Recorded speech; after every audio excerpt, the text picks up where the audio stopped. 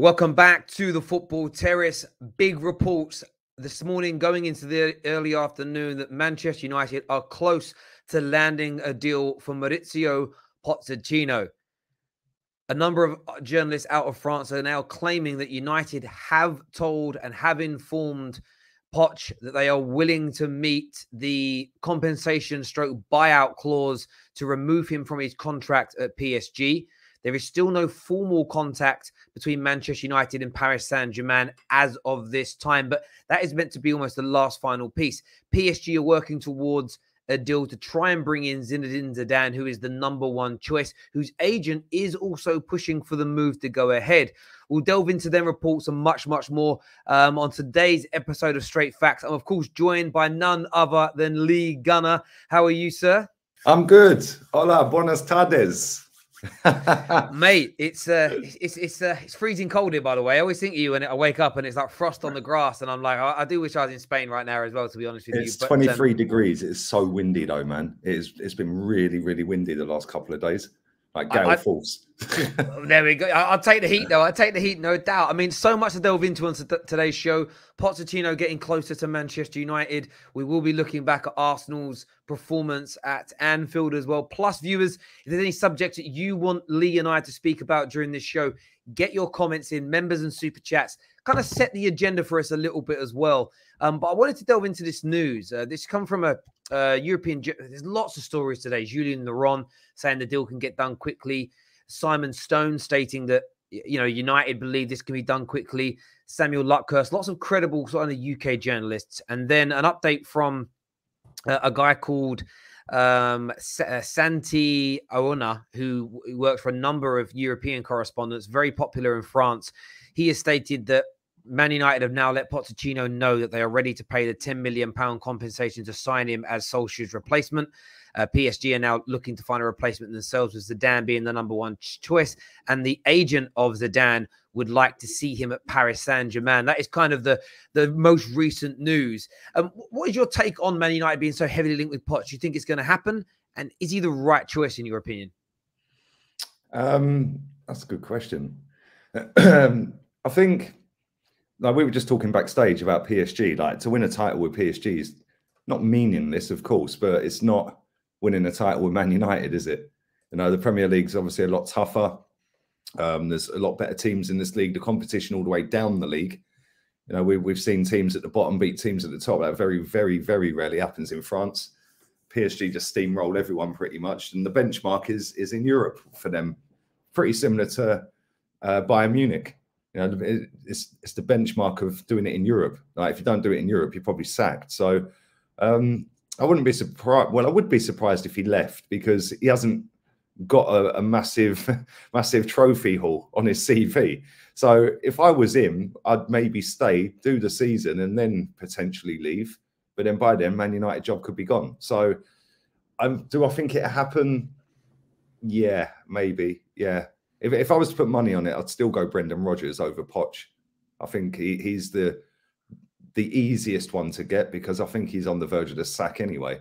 So, and then it's only around the corner, really, straight up the motorway, and he's in Manchester, isn't he? Whereas Poch, he's got to try and get out the contract at PSG. They've got to try and get another manager in that's going to get on with the players, get on with Leonardo, who's hard work apparently, and then he's going to cost more money for Man United to get Poch than it would Brendan Rodgers as well. So I think all them things have got to be factored in. Brendan Rodgers, if I was going to put money on it, I'd say him, but I would not be shocked in a way if Poch got the job. He wanted it before he got the PSG job. He was sat there waiting and waiting and waiting and waiting, and then it never happened. So yeah, stranger things have happened, man. Yeah, I agree. I think I agree with the Poch thing definitely happening. As in, it can definitely happen. I feel it's kind of hit Man United, not as like a big side swipe. I think that they've sacked Oli. I get the feeling what will come out is words to the effect of Mauricio Pochettino went straight to his agent and said, let's start. I want this move. This is where I wanted to go all along, and it never happened because United employed Solskjaer, and then all these other things kind of transpired. I look at it from the point of view of, yeah, he can win league titles with PSG. He could win 3, 4, 5. No one cares about him. We know no one cares about them because nobody recognizes Unai Emery's. Nobody even really recognizes Thomas Tuchel's. They're kind of disregarded as being almost meaningless. So a team with that much power and money winning a substandard league compared to the big 4 leagues in Europe. So I totally understand him wanting to come back to the Prem. It's going to cost £10 million to get him out, £7 million to get rid of Ollie. So you're talking nearly 17, 18 million pound, for this move by Manchester United, and they've got to get this right. I think fans are at the end of their tether with Man United in relation to having the right person, because it's 4 times now our manager has overly failed. Yeah, they might have all signed a good player here or there. There's been some trophies won. United have told us that this is why this appointment is more important to me than any other. Because the reason they told us they kept Ollie this whole time was he was needed for this rebuild, this cultural shift. And you and I have spoken about this before, how I'm okay with you telling us that, but there comes a point where that build's got to be done and the expectations for success are then instilled. We can't be on a rebuild for 9 years. Like, we ain't building Wembley here. Do you know what I mean? Like, that only happens at Arsenal, Terry. Rebuild for 17. Well, we'll get onto that later. And it's like, that's my point here. I want Poch, whoever it is, to come in, and I want the rhetoric to be, we built the foundation with Ollie, we built the squad under Ollie, we were sad to let him go because they've already painted that. Poch is here to take us to that next level. I don't want to hear rebuilds, overhauls. It's going to take time to instill his philosophy.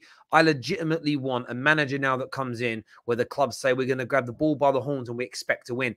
Even publicly stating we expect to win sooner rather than later with this new manager. That's the kind of pressure that I want, whether it's Rodgers or Poch or Ten Hag or Zidane.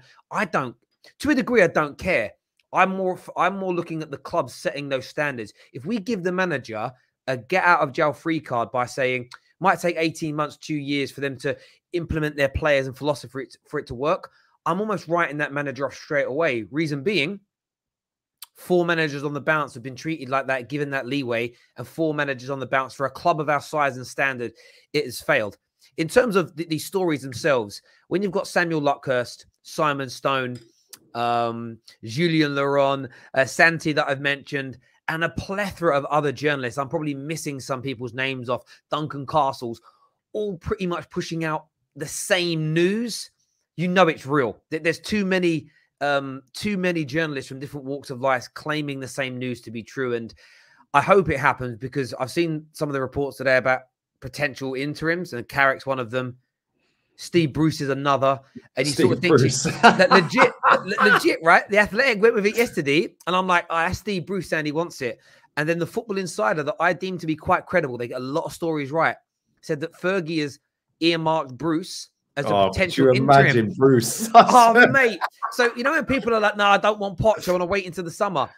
This is the problem. You might think Ten Hag is a slightly better or a better manager than Poch, but we might not even get Ten Hag in the summer if we finish 7th in the league this season with someone like Steve Bruce or Michael Carrick managing us. There'll be no Champions League next year, which means you've got 2 seasons written off. I view it this way. Mauricio Pochettino is a top manager. Is he world-class? No. Could he become world-class? I think so. I would rather get Poch now than gamble and wait till the summer for a manager who still has, Ten Hag still has question marks. Never managed in one of the top leagues. Never had to manage the players with the ego size that Manchester United had. Never had the pressure of having to be successful at a club like Man United. His style of football is impeccable. He's an amazing coach. Do Man United even have the structure for Ten Hag to be successful? I don't know. I don't see too much of a difference between the two of them. My preference doesn't want to come and play in England. His wife don't want to come live here. So let's just forget about Zidane. I think Poch is probably the best fit left in the market that's attainable for us, if I'm being honest. And, you've got Rodgers that people have mentioned. The Liverpool connections always put me off anyway. Like, I'm petty like that. I'm really petty like it. But the stories look really true. I'm excited about it. In terms of like Poch, though, the manager at Man United, do you feel like United will kick on from Ollie, or do you think it will be a case of rinse, repeat? Man. The thing is, right, you've gone down this route of Louis van Gaal, experienced manager, one of the best managers on the planet at one point. You then went down the route of Jose, again, one of the best managers I've seen in my lifetime. And they both won new trophies and you sacked them. So it depends what Man United want, because like Man United seem to have this, it has to be the Man United way. We have to attack, attack, attack. Because when Jose was there, you weren't. It was defend, defend, defend, and then counter attack, attack, attack.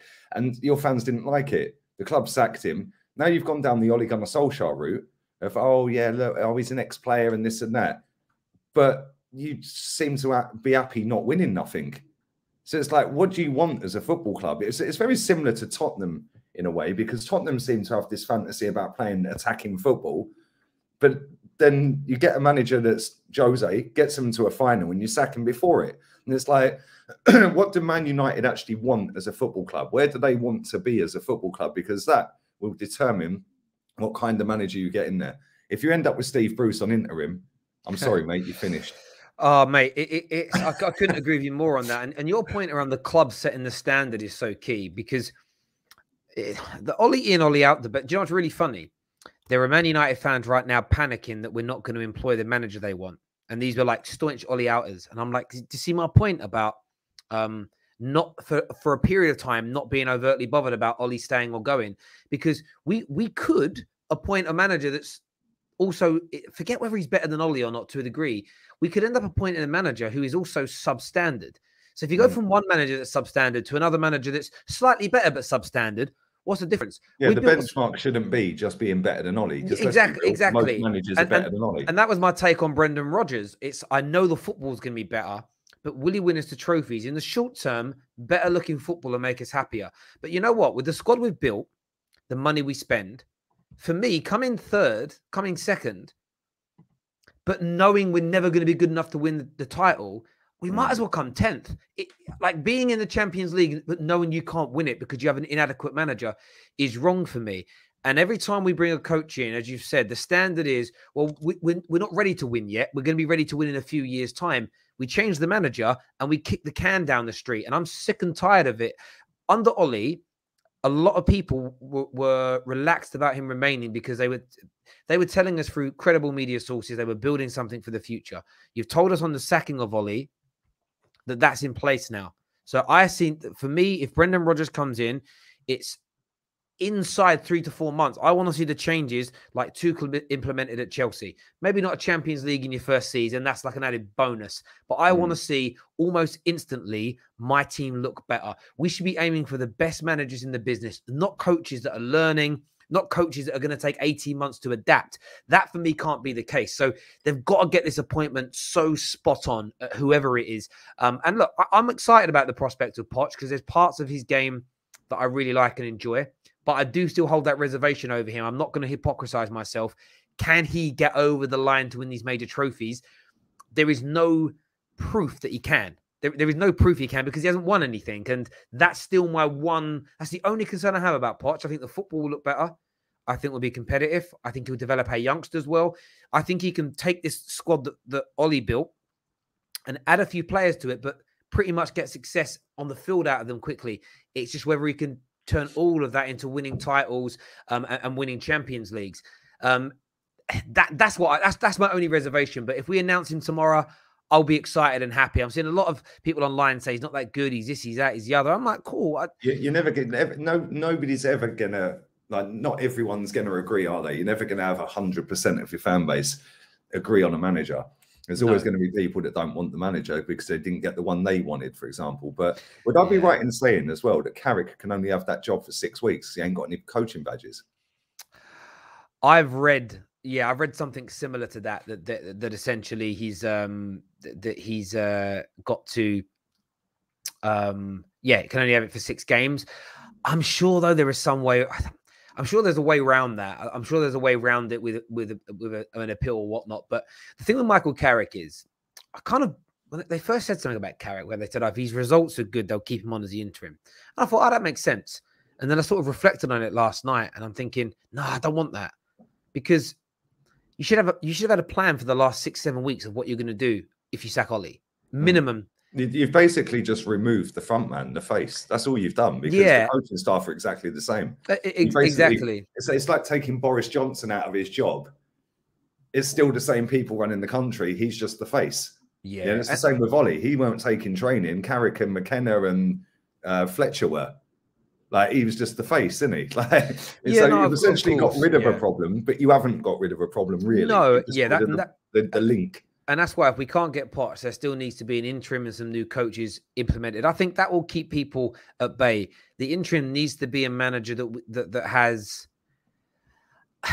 you know, Laurent Blanc was a name that came out where you'd say, oh, cool, you know, he's not like he's a decent level guy. He understands Man United. He's played there. You know, he was at PSG, so he's got managerial experience. I want to say he was a French manager once as well. I could be completely wrong about that. I don't know why I think he was. He probably wasn't. It's just a thought I had. But he's managed teams, so you think, okay, I'd take Laurent Blanc over Michael Carrick, over Steve Bruce, and some of the other names that we've seen kind of flown about. But at the end of the day, I don't like this interim talk. If a manager wants to join us, whether it's Ten Hag, whether it's Brendan Rodgers, whether it's Poch, buy them out their goddamn contract. This ain't like buying a player. There's no transfer window where you have to do it.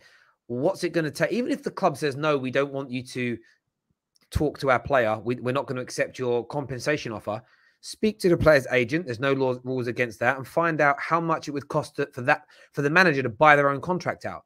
12 million quid. Well, there's 12 million quid. Didn't he? Xavi bought his contract out. Yeah, job. Exactly. Just buy the contract out. That kickback at some point later down the road in the club he's going to. They'll factor it in somehow, wouldn't they? And that's what I want to see. This interim talk, especially when you've got someone like Poch that's willing to join now. And do you know what? If the number one choice is Ten Hag, speak to him and say, look, we need a manager now. It's a dire situation. We've got to save our season and the future.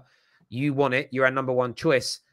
You know, they could do a deal between him and Edwin van der Sar. Edwin van der Sar loves Man United. There's something to be done. If we go for Poch now, that's because Man United's number one target is Poch. We can get anyone we want that's willing to join. Like, we might have wanted Zidane. He doesn't want to join, though, so he's not even in the conversation anymore.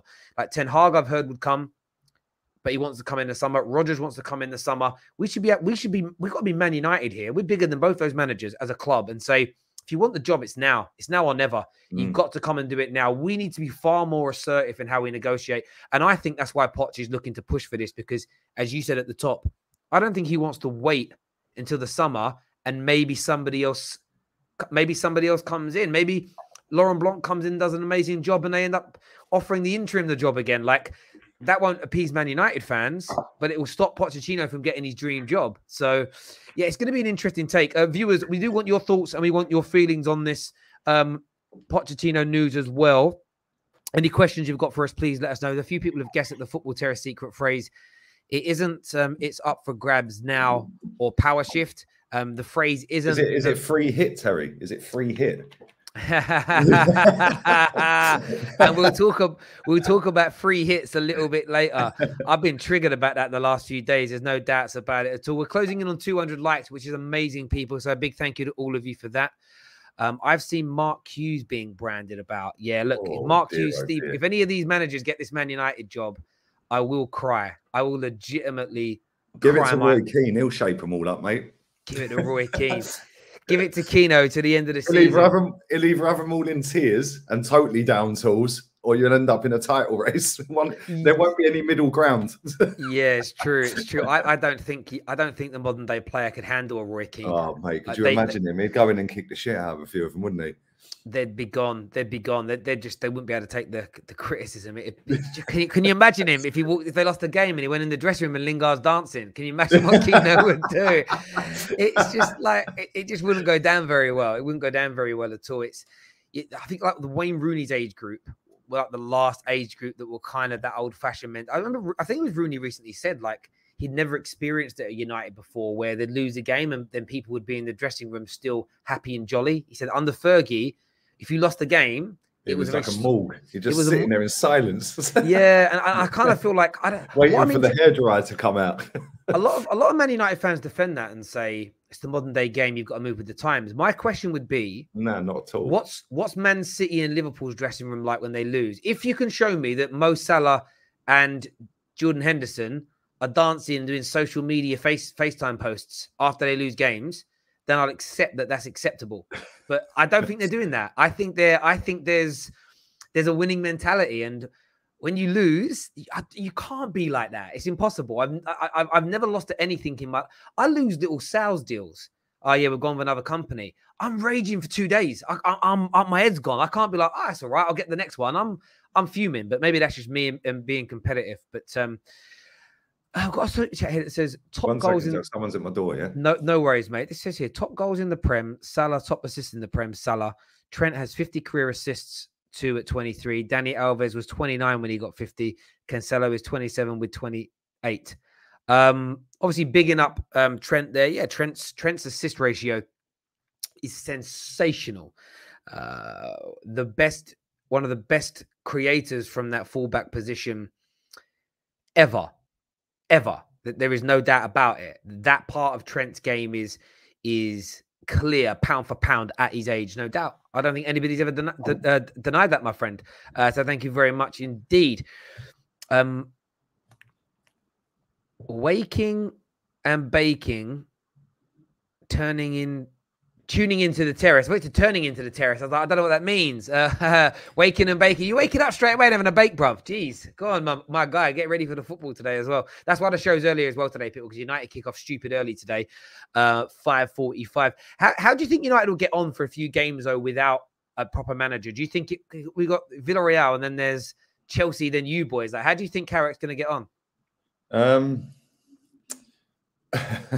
It depends, mate. It really does, because you've got a lot of quality in that squad, and like I said, he's just the face, Ollie, but he weren't taking training. These coaches that you've got there were taking training, so all you've done is just give him the manager's title or the head coach title, whatever he's been given, but you've still got the same problem. The players were being coached by somebody without a coaching badge. Do you know what I mean? Let that sink in. He's not got any coaching badges and he's coaching players. Like, just because you played for United don't mean you're qualified to coach Pogba.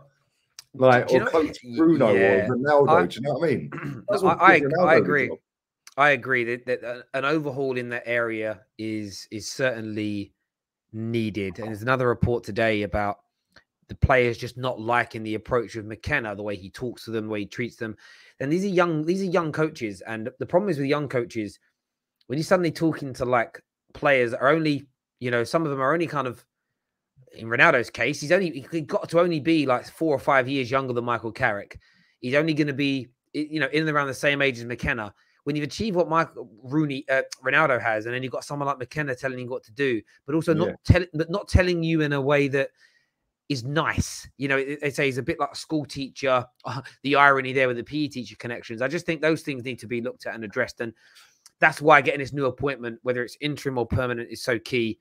A couple of new coaches, experienced coaches, guys in their mid to late 40s who have been around the block, that are respected, that play a good style of football. Somebody to just come in there and shape everyone up and just say, right, you and you, you're out. Yeah, you and you, you're in. Yeah, and just totally like, Conte would have been perfect in my opinion, because like he would have got the fans on side inside 5 games, mate. Yeah, you lot would be loving Conte ball, trust me. Well, look at Spurs already, and I know, like, it's funny, right? I kind of tweeted in the first half of Spurs' game and said they were horrific or horrendous, one of those two words.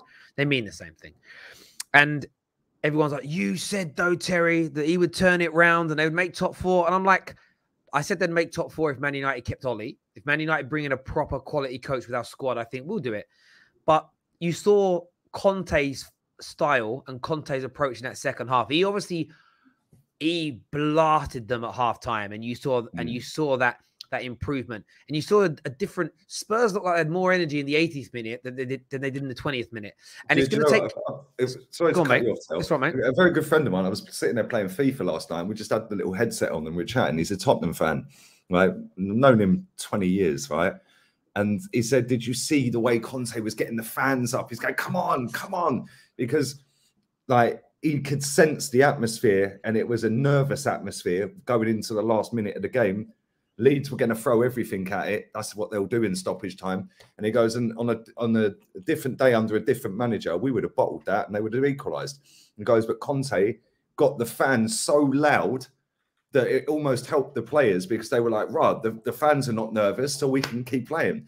Yeah, and that's what it'll bring. It'll get them fans on side. It'll get the belief back in that team. And Kane just needs one to go in off his backside or something. I mean, he had a great chance. Like, he just can't buy a goal at the minute in the league, can he? As soon as he starts scoring again, they're going to fly up the table, mate. Like, Yeah, they've got a quality manager. I'm fuming he's gone there, man. mate, I hear that, and I think that I look at what Conte is world class, and I was chatting on the Bet Victor Top 6 show last night, and there's a few gooners that have kind of put this out, and Jess mentioned it as well. Like, people are turning around and saying Conte is going to turn the corner very quickly with Tottenham, and yet Arsenal fans are not allowed to say that we've turned the corner with Arteta. And I feel like there is a difference. There's a difference in the sense of Conte has won 5 league titles in his last 7 seasons as a manager. There's credit in the bank there. I've got far more faith. You know, if we employ a Poch versus employing if we employ some up and coming manager that's never managed in the top level or managed in Europe, I don't care how good their football looks on paper. You need to for someone to come in who's got a track record of turning teams around. Now, Conte's done that above and beyond Poch, and I would say that Conte's a better manager than Mauricio Pochettino. If Poch comes in at Man United, we have what, the 5th best manager in the league, maybe the 6th. Like, Conte, Tuchel, Klopp and Pep are all above him as an example. But still with Poch. Poch has done more in his career, in my opinion, than Mikel Arteta has. So I think there's a pecking order to this when it comes to, like, reviewing things. And when I look at Antonio Conte, I think another 4 or 5 games in, and you're going to see he's resolute, hard to break down football. And Spurs are going to become a bit of a force. And they've got the January window to come as well. Run. Yeah, January as well. They will definitely spend. They need another striker. I think that's pretty evident. They need another striker, mate. Kane can't do it all on his own by the looks of it this season. And as soon as he's not firing, this is what happens to him. Like, but the funny thing about them is, we went 8 unbeaten in the league. They sacked a manager. They were getting slapped 3-3 every London game. They're only 1 point behind us. Like, that's mad, isn't it? Yeah, it's interesting with Nuno. Although he failed, he didn't. Points-wise, they weren't left in a bad position. You know, after this weekend, they're in the top 4 race. There isn't a shadow of a doubt about that at all. There's a comment here that says, new to your channel and love your shows and knowledge in football and the passion you have for United. Big up yourself. Is the phrase, we need an elite manager.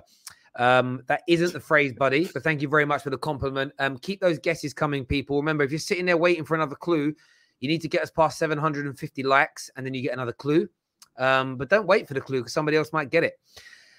Is it worrying to Man United fans that Poch is trying to jump ship from PSG so quickly to move to you? What stops him from doing that at United? That's a really good point, but that is a very good point. But I think it's because he's always wanted to manage Man United and he wants to come back to the Premier League. I feel like I've said this about players. If Paul Pogba leaves Man United and joins Paris Saint-Germain, I'm a little bit disappointed in him. Kylian Mbappe will never be considered, in my opinion. He can't ever move into that echelon of European greats. Yes, he's won a World Cup, and that's like, wow, look what you've done. But I'm talking club level achievements. You've got to do it in a Prem, a La Liga, Serie A, or Bundesliga. You can't do it in Ligue 1. You can't do it in Portugal. You can't do it in France. You can't do it in Turkey. You can't do it in Austria. You need to go to, or Scotland. You need to go to one of the 4 Premier Leagues, as in the Premier level, elite level leagues. You have to go there and do it. And I think that Poch has recognized this. He doesn't want to miss this opportunity. Who knows when the next chance at a big Premier League club is going to present itself. And there's also something really, I've said this for a while now and it stands true. If Poch is the guy that comes in and wins Manchester United a Premier League again, the status that gives him in the game, the man that revived Man United after a decade, it's gargantuan. And that's something that I think, that kind of legacy chasing element. Look at Klopp. If Klopp was the 2nd or the 3rd Liverpool manager to win a Premier League, but still the same man, personality, gravitas, he'd be loved, but I think in a different way. It's the fact he was the guy that broke the duck. It's 30 years rather than a 9-year duck, and who knows how long it's going to take. But there's something about it that just endears the fans to you more, elevates your status within the game. And, you know, Pep's desperate to be the first ever Man City manager to win a Champions League. It's a different type of legacy. You know, Mikel Arteta wants to be the first ever Arsenal manager to win a Champions League, and it's a different kind of legacy that he can that he can leave in the game. He does though. He does. Hang on a minute. I want to ask though. Didn't he say in 3 seasons? This is the second year, right? So next year he's got to win the Champions League, right? Because he say to William that in 3 years they'll win the Champions League. So it's next year. And then they decided to totally spin that into a youth project, mate, and lower the standards and make it wait 3 years. Now everyone's forgotten about what he said to William, because now it's Project Youth, isn't it? Yeah, just unbelievable, man. RDX here says, "Is the phrase take your time with it? It isn't, but good guess. Is the phrase red card for a headbutt?" That I didn't know that was a football phrase, but it's a good guess there, my friend. Thank you much indeed. So that brings us on, mate. That brings us on to the next little phase of this. Remember, any more questions or anything you want to ask us about Poch, feel free to. Make sure the like button has been smashed, by the way. We're getting close to 400 likes, which is now great.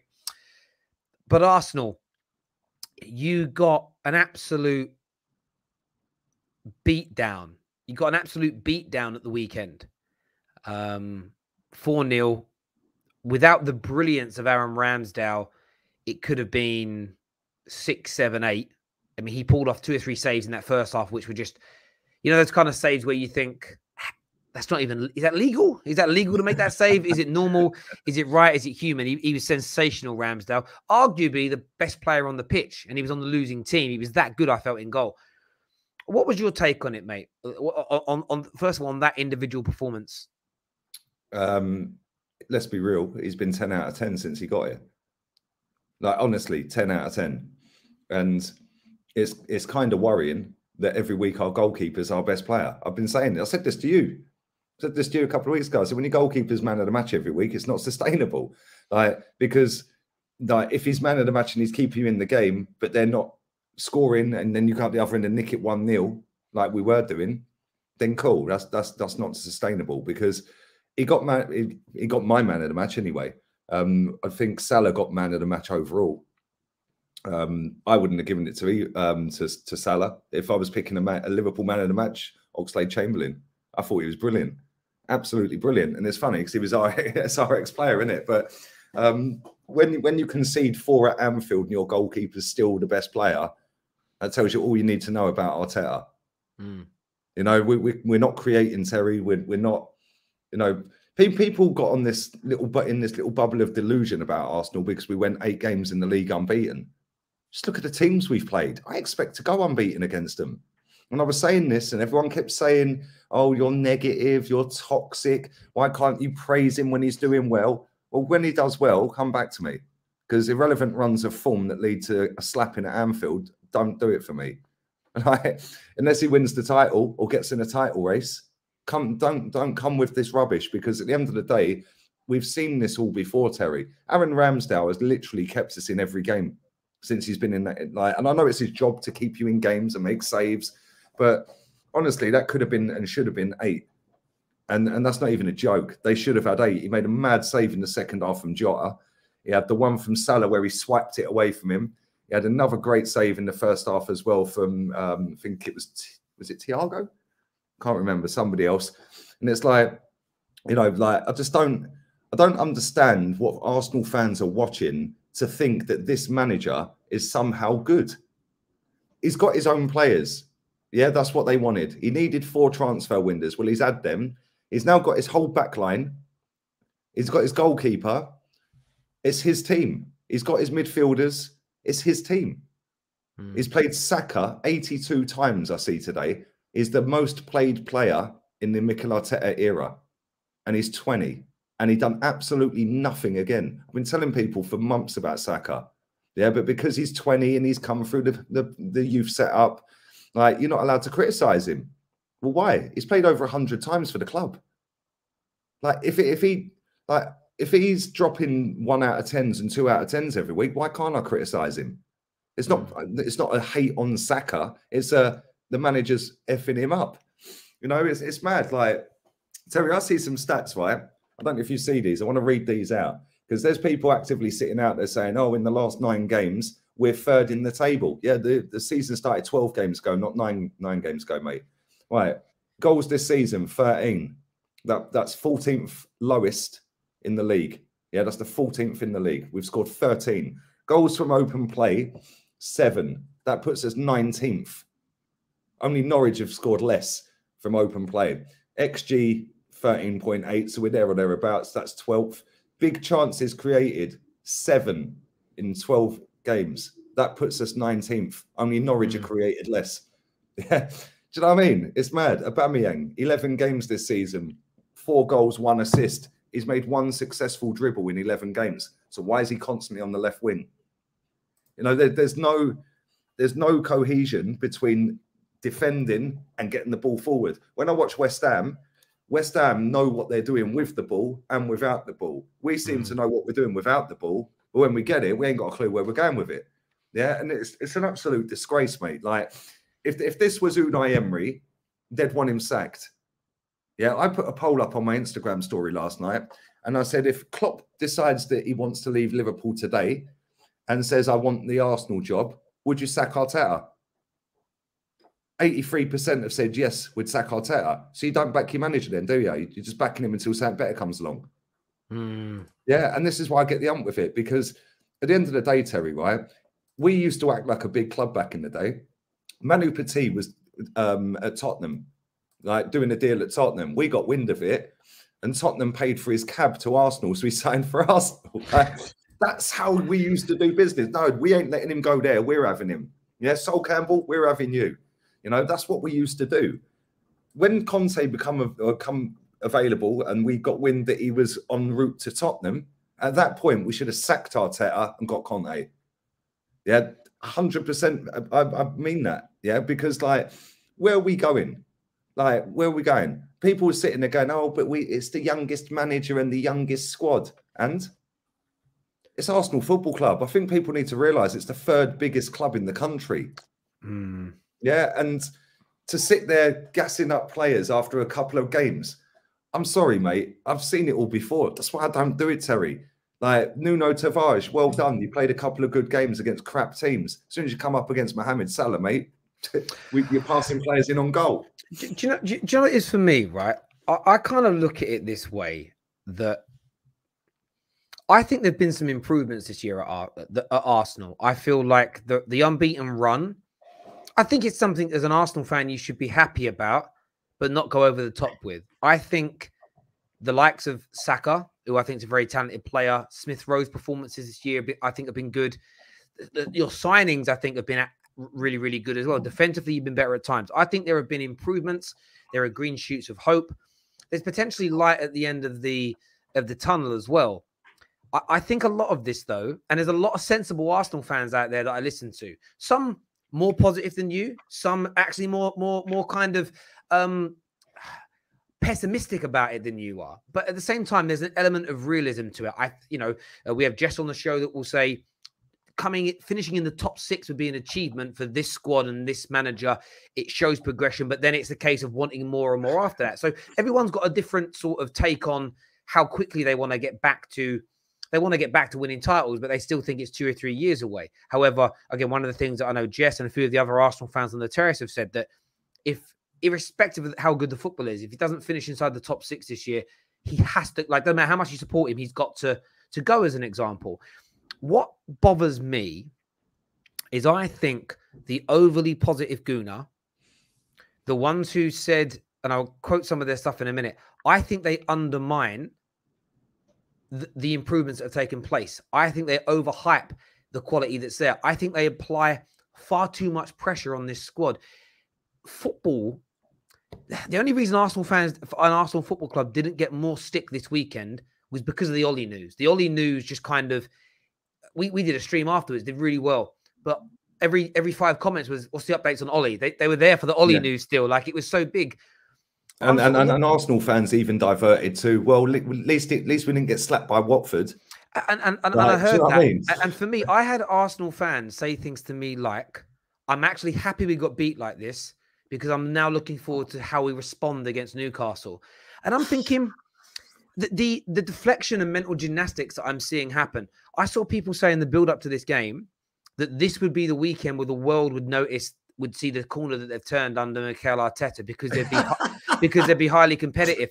And my view is just we're in a title race if we beat them. I see that as well. And my view was you're putting too much pressure on this squad. I've been a believer of this for a long time. So this isn't again, people take this as an Arsenal jibe. It isn't.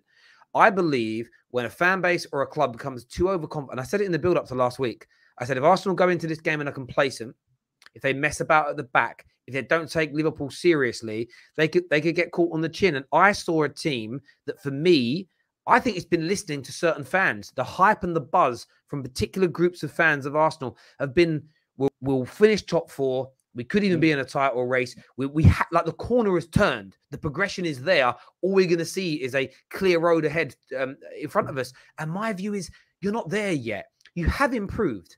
In my opinion, Can I stop you there? How have we improved? In what way? Well, my view is you are in a better position in the league right now than you were last year. Okay. Yeah, but tell that's I'll get that down. No, I hear you, bro. I'll get to it though. Sorry, go on, mate. No, I'll get to that point. So I think you have improved. The way I've seen you play football in a number of your games this year is better than what I saw for large parts of last season. I think defensively, in the majority of games, in of the 12, I think you've been stronger. I think some of your signings, the Ben Whites, I think Lokonga's very good. Ben White, I think, is very good. Ramsdale's been amazing. I quite like Tomiyasu as well. Like the whole Tommy's making friends is funny, but I think he's actually been quite a good signing.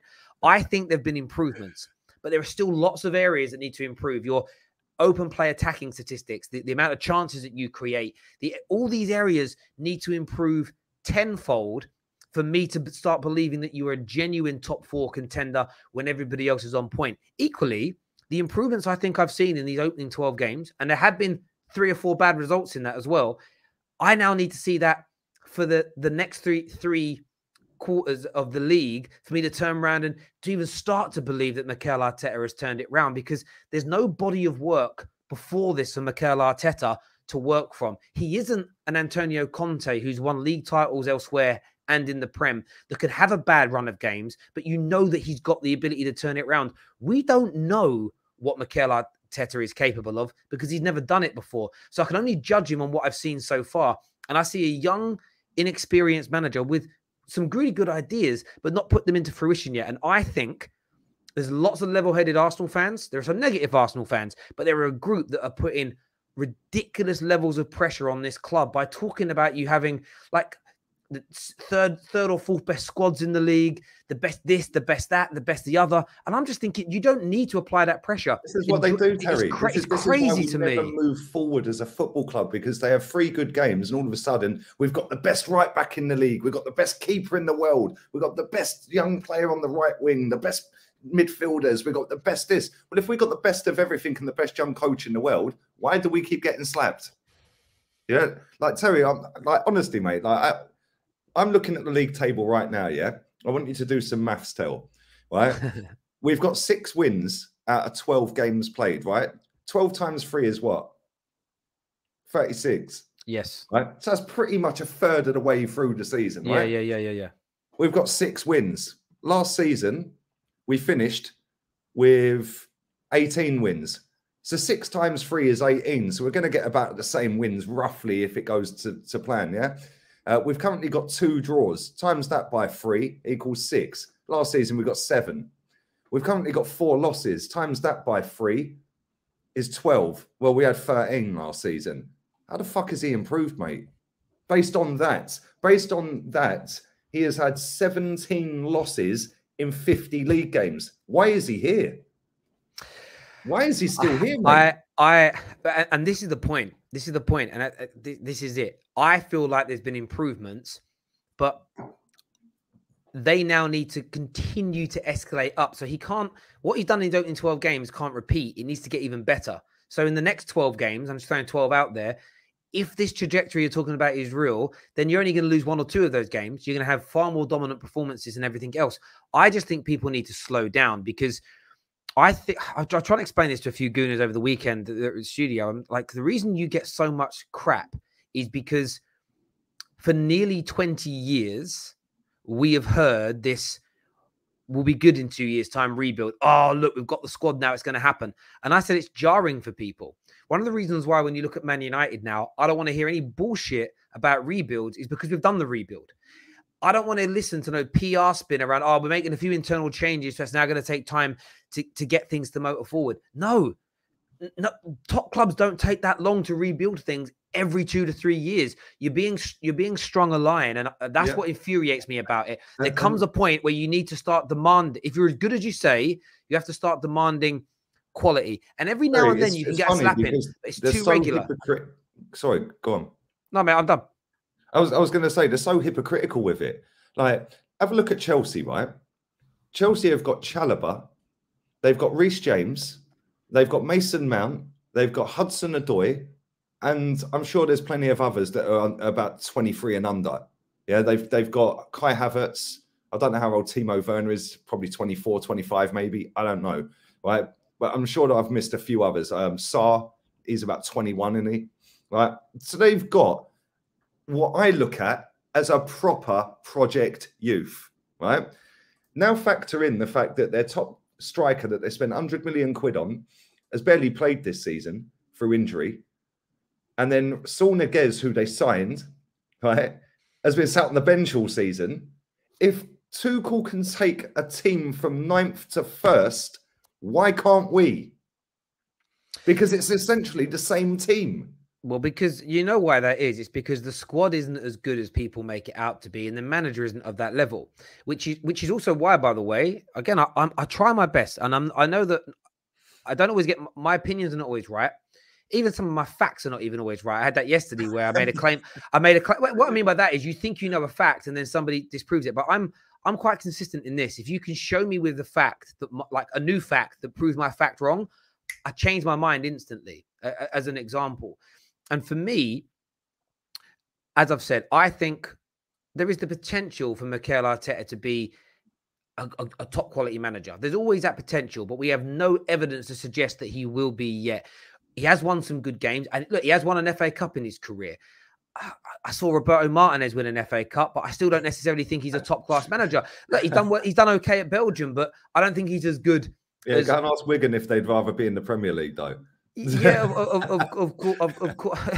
I just sort of look at it along the lines of, I think it's okay to support Mikel Arteta and get behind him and want him to do well at the same time as being realistic with it. And you know, Adam Charles, that's a big part of the Terrace, whenever he's on any of the shows and he hears these uber confident over the top gooners, the way his face cringes, it's almost like he's pushing his kidney out of his ass with cringe, because he's like, why are you putting this pressure on us? Just enjoy it. Like, just slow down a little bit. And I do think, I've said this for a long time, I honestly think when a fan base becomes, or even if it's a small fan base but noisy, and it's the minorities are always the noisiest for whatever reason. That's what trends, that's what get out there. I think these things get into dressing rooms, and I think players, I've seen my team do it, I've seen Chelsea do it.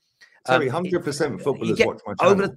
Arsenal players would have watched my channel. I'm adamant of that. They watch other channels. The algorithm on YouTube will throw up my channel somewhere. Like, come on, let's be real. We know it's been seen, right? Because we've seen people mention AFTV. We've seen people mention Mark Gott. I remember watching a video. It wasn't even like a knock. It was someone was. It was like an Insta Live thing or something like that. Oh, was this a woman? Was it? Yeah. And she was like, oh, have you seen this guy? Who's this Mark Goldbridge guy? She went, oh, he's like a United YouTuber. Like, these people know. And my view is, I do believe that overconfidence can seep into dressing rooms in the same way that a lot of players have said. I know that Gina Wijnaldum said it recently. I remember reading an article and an interview that Jordan Henderson gave around online abuse can damage confidence. So I sit in this space where I don't think you should be continually berating of your players and managers on a daily, weekly basis. Because I think, well, but I think it can be, listen, each to their own. I'm talking about from my point of view. I think continually doing it can be, I'll address what I think about you in a second. I feel like if you do that consistently, you can damage their confidence, because I think abusing people online it never actually makes anyone feel good. And everyone that says doesn't bother me, I think in your heart of hearts it does. Equally, being overly confident can have a complacency effect. Now, on you, I see you criticize Arsenal players, but I feel like your focus is more on the fans going over the top. I see you criticize the delusional support from some, or the kind of disrespect to other clubs. That's what I see you more focused on. I don't think you actually sit there and, but people twist it into, well, you saying Saka's not good. It's like, no, I'm just saying that he's not Messi yet. Like there is a difference in that. It's a bit like when I talk about, people go, oh, you hate Eden Hazard. I'm like, no, I don't. I just don't think he's on Messi and Ronaldo's level. That's the only, I think he's a brilliant player. But as soon as you compare him to Messi and Ronaldo, I got a problem with that. Like, it isn't the player per se that I have an issue with. And I feel like Arsenal fans being overly confident, pushing this notion. I've even seen Gooners talk about the Cronkies not being as bad as they all said they were because of a good run of 10 games. And I'm like... Mate, and Terry, Josh Kroenke has openly admitted with an interview with Jeff Shreves the other day, he reads social media. He says, I read comment, I read tweets, I read this. So when they're all sitting there, these people, right, saying Saka's the best right winger in the league, yeah, Smith Rowe's better than Mason Mount, like the goalkeeper, oh, he's the best goalkeeper. I see somebody cussing off Emi Martinez for his save percentage rate this season in comparison to Ramsdale. This is the same Emi Martinez they were saying was world class when he won the FA Cup, and then he was a fraud. And Leno's better than him for a whole year apparently when he goes to Villa. But now Leno's no good anymore because Ramsdale's come along. Everything Arsenal fans do en masse go the opposite way. Yeah, honestly. And if Arsenal Football Club had anything about them, they would poll the fans, and whatever the majority say, just do the opposite. Yeah, because this fan base, Terry, is the biggest single problem at this football club, right? People can bang on about the owners all they like. So far this season, we've had a protest plan for the Chelsea game, yeah? But then they signed Martin Odegaard. Oh, so now the protest, it's not happening anymore. It turned into, oh, back at my second home rubbish, right?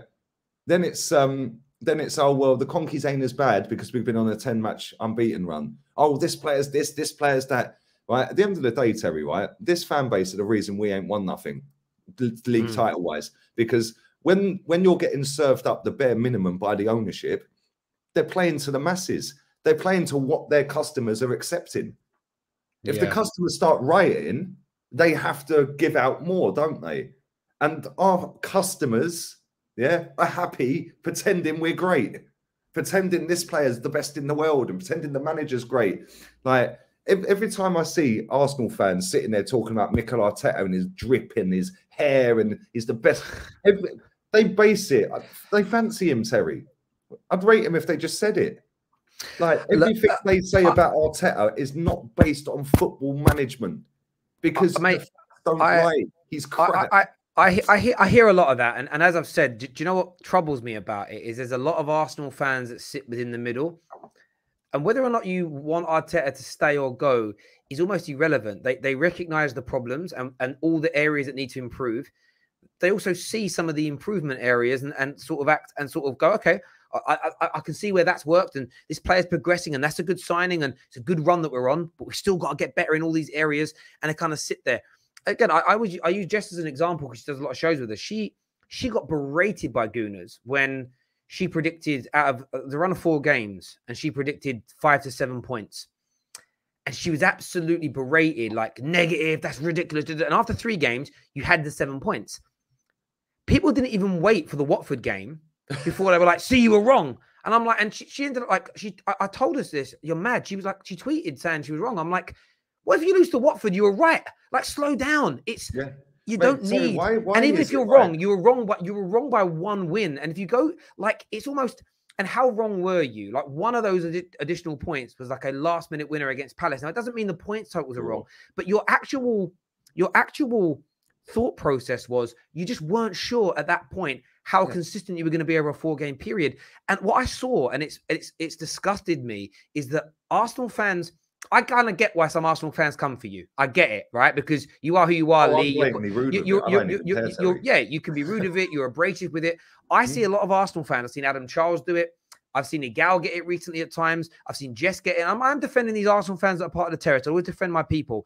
They remain balanced, and the positive ones become really toxic and passive-aggressive. And I'm sitting there going, and you're the same people that call Lee Gunner out for behaving like this. And if people don't agree with your opinions, you try and bully them into them. And I just look at it and think to myself, it's not a good look. It isn't a good look, and it annoyed me. And that's one of the, I wasn't happy Arsenal lost at the weekend because I actually wanted Arsenal to win. If I'm being honest, I wanted more pressure at the time. The was that it weren't 8, because then maybe he would have been sacked. Maybe Right, the bit that got to me was all these uber positive fans saying this will be the moment, sort of the world and the Premier League and rivals. Remember, one guy phoned my show and was like, "You'll see this weekend, Terry, that we are back." And then I asked them, not all, because they didn't all come on, like, what's your take on this? And they went, "Oh, we knew we were going to lose anyway. It's not really that important of a game." And I'm like, hang on. This was going to be, this was meant to be the watershed moment. Arsenal fans in a nutshell, by the way. And it bothered me. And I'll be honest with you, it bothered me because when I challenged their theory that they would be competitive in this game, or not even challenged it, because I thought they may be. I said you could. If you turn up and have the right mentality, you could do something in this game. You've been playing well. But when I just asked questions as to why do you feel that way, me asking why they felt that way was like I walked in their house on Christmas and pissed on their kids. And my take is just this. Slow down a little bit. Stop putting all this unnecessary pressure on your youngsters and on your manager, and just take your, like, I'm going to use the, I'm sorry for the pun, but take your time with it. Like, it's crazy that you're sitting there and you're talking about, I just see, it's mad. Like, top 4 right now is a pipe dream. One way or the other. I mean, I see some people in there saying, I guess we're getting relegated now. Well, mate, if this manager stays here another couple of seasons, that's a distinct possibility, right? The fact and reality is, like, another comment ages and ages ago, I wanted to bring up quickly as well. It said, what if, like, when I said about Tuchel can go from 9th to 1st, right? And he said, what, you actually think Arsenal can win a title? If we had signed Antonio Conte instead of Mikel Arteta 2 years ago and gave Antonio Conte 240 million quid instead of Arteta, we would be in a title race. So, yeah. Like, why is that so negative to say that? Why is that so toxic to want that? And even then, and this is my thoughts. Most Arsenal fans, again, I can only speak about the Arsenal fans that I talk to. So if there's Arsenal fans out there that you want me to interact with that don't, Jess did it last night. Link us into different Arsenal. I actually followed most of them. Let me look at their feeds. Let me listen to what they're saying. I'll watch different content. But most Arsenal fans that have run this channel have sort of said they're not worried about Spurs under Conte because they're Spurs, their squad isn't that good, etc. Yeah. When Antonio, I actually don't overtly disagree. I don't think their squad is now, maybe it was 3 or 4 years ago, I don't think it's overtly superior to that of Arsenal's, like from front to back.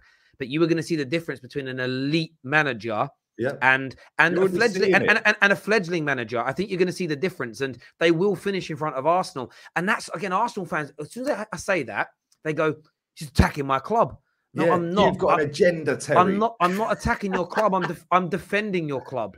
Because if your club was doing the right things off the pitch, you wouldn't be in this position. Equally with Man United, if we employ the wrong replacement for Ollie, a substandard manager, keep Carrick until the end of the season, even with our squad, we are going to fail. When you're bored, make bad decisions, stick by the wrong people, you end up going backwards. Now, I'm not saying that Mikel Arteta can't develop over the next 2 or 3 years into a manager that can pound for pound compete. And if you believe that, then you've got a right to believe it. But don't start attacking other Gooners that are a little bit more level-headed or a little bit more balanced, or don't see Mikel Arteta as that. That's what's bothered me. It's like you've almost been told you're not an Arsenal fan recently, unless you are uber confident. It's mad. Every time this lot have said to me, F off down the lane. If you can't see what Arteta's doing, mate, you can fuck off down the lane. Well, I'll go and get their manager from the lane. Yeah? That's for sure. And let me tell you something, right? When they say that, I just throw it back on them. I say, maybe you should F off down the lane because you like mediocrity and you don't like winning. So why don't you go down there? Yeah, because I want to win. This is Arsenal, mate. This ain't some Tim Pop outfit. This is the 3rd biggest club in England. Start acting like it. Yeah, but this lot have grown up. Most of these people are kids, mate. They've grown up not seeing us win anything. Do you know what I mean? Like a couple of FA Cups, that's it. I've seen us win 17 trophies, Terry. Yeah, 17. Yeah. Plus all the finals we've lost. I've probably seen, on average, I'm going to work it out later, yeah, with all the finals we've lost as well. I guarantee it's not far from being 30 losing finals or trophies.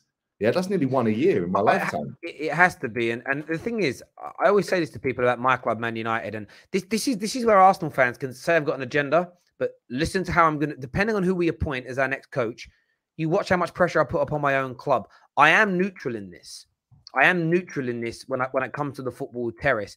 Apart from banter, when I have a laugh, it's funny because when I was saying these things about Arsenal Football Club during the peak of the Wenger out stuff, I had gooners left, right, and centre like, I can't believe how much you care about. I remember one guy said, why do you care so much about our club?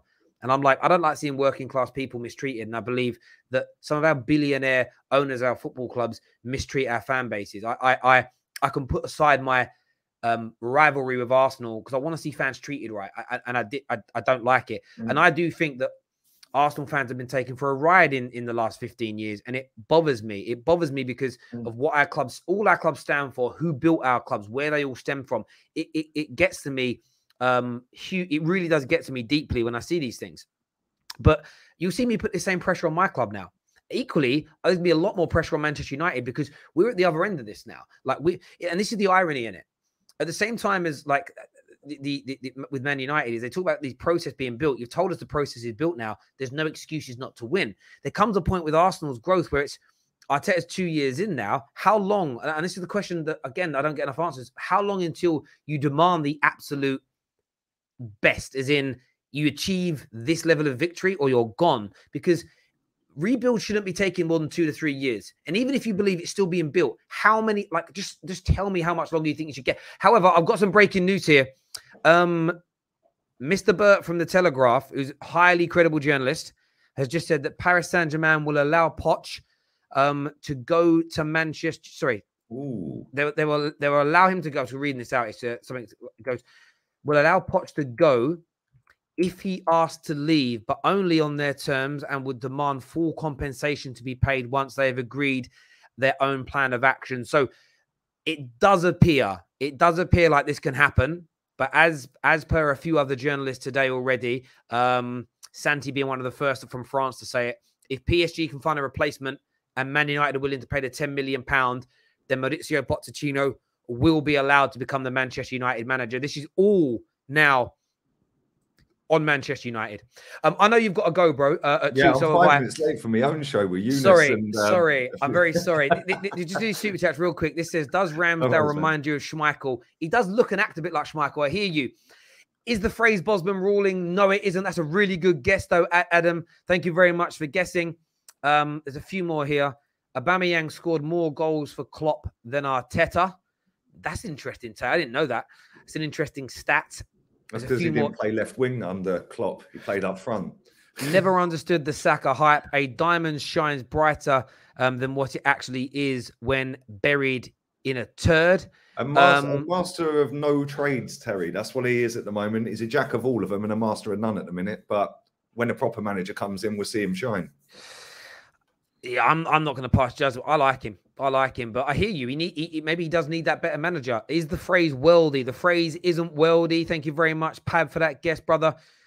There's so many, like when you get so many comments, it's hard to keep up with them all. Josh here says, funny how Arsenal fans say now we're 5th, but when you bring up they've finished 8th back-to-back years, they call it a false position. And you they can't always judge say that. we're only X amount of points off 4th. Yeah, why don't you start saying how many we are off top, mate? Because the aim of elite sport is to win, not finish 4th. Right.